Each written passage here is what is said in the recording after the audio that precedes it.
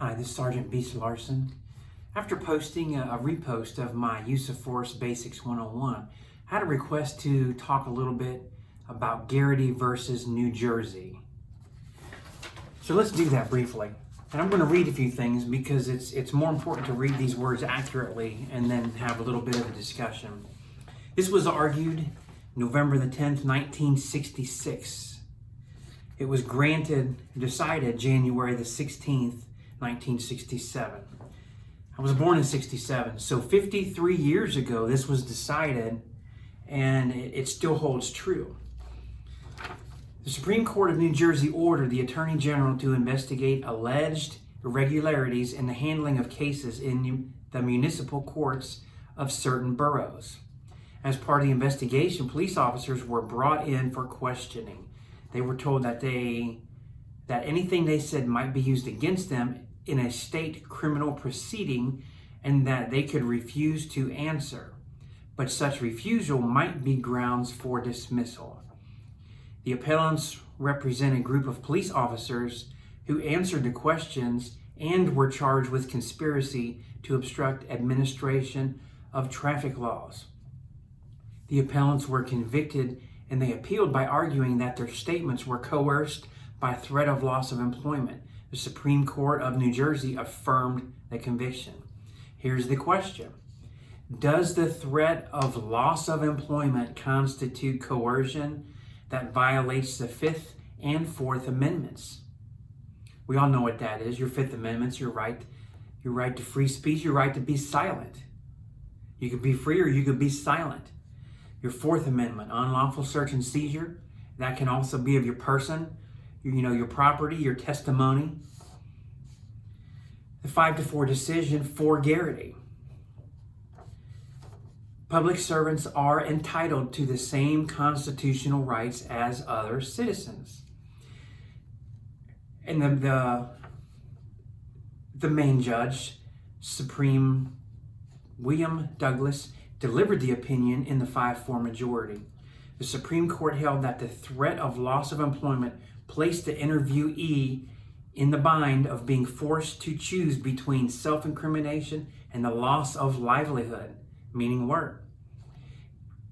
In such a situation, there is no chance for the interviewee to reach a free and rational decision. The court also held that policemen and other public servants are entitled to the same constitutional rights as other citizens, and that there was a precedent to establish threat of a loss of employment as a violation of the Fifth Amendment. What does that really mean? You get called into the office, the captain, the deputy warden, and this probably happens more for correction officers than it does for police officers.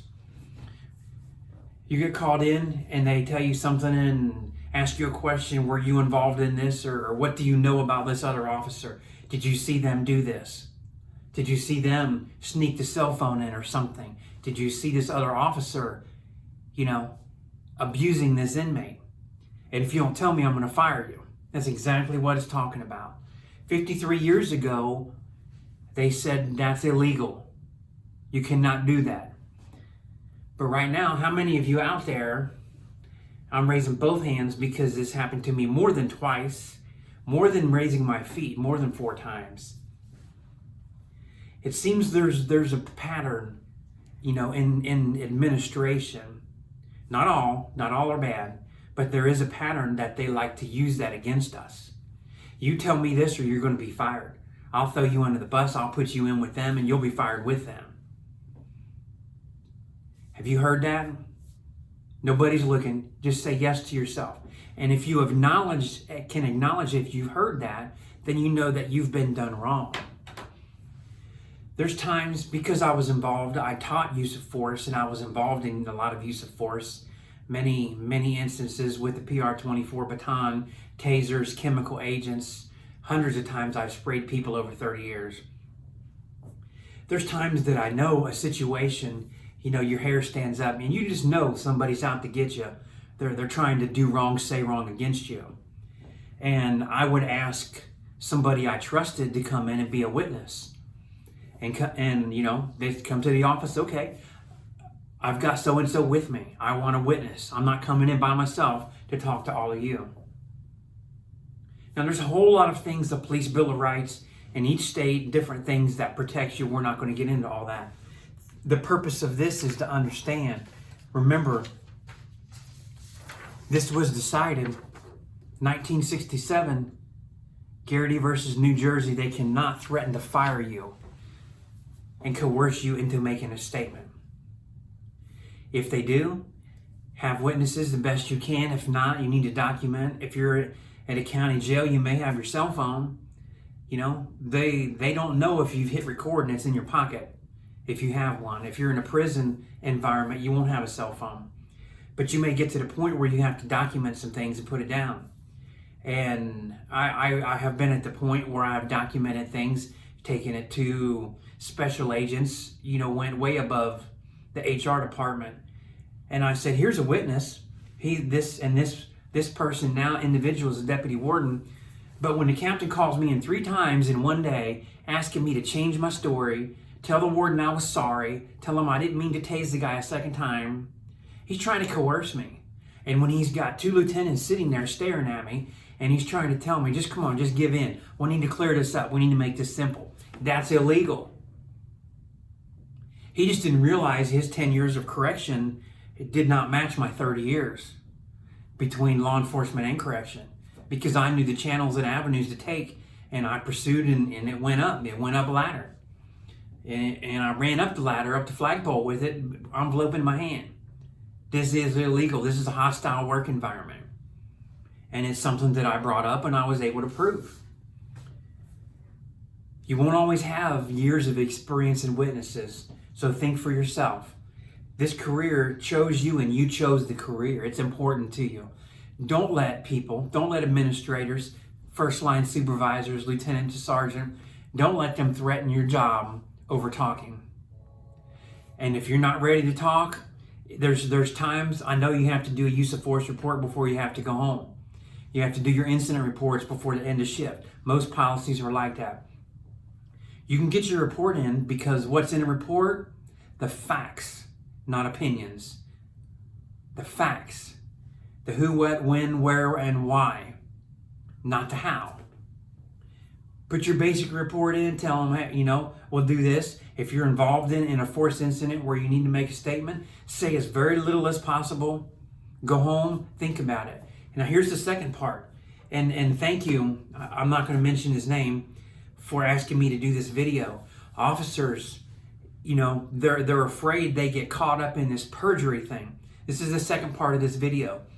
First is threatening your job. The second part, and this happened to me just, it's November, back in July, about 4 months ago. I was involved in the use of force in the county level. I wrote a statement. I come in the next day, they asked me to write another statement. I said, I just wrote one. Well, we need you to write another one. I said, why? You gonna see if I'm changing it? No, I shouldn't have said that way, but I did. I've already wrote a statement. I've gave my official statement, document, I signed it, swear it's the truth, and turned it in. They wanted me to write another statement.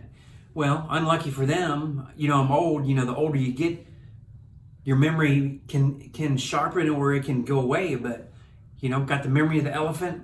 When it comes to writing reports and things like that, I've been involved in so much violence in my career that it's like rewinding and play back this film. So I played back and I wrote the exact same thing. Everything down to the detail was exactly the same way of what happened. And they looked at it and they said, oh, okay. And I said, it's the same as yesterday, I told you. Just has a different date on top.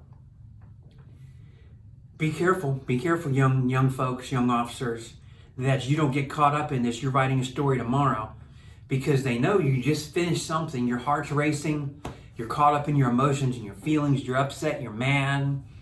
Like a buddy of mine messaged me a couple days ago. A pedophile said some stuff and said, I hope somebody rapes and kills your kids.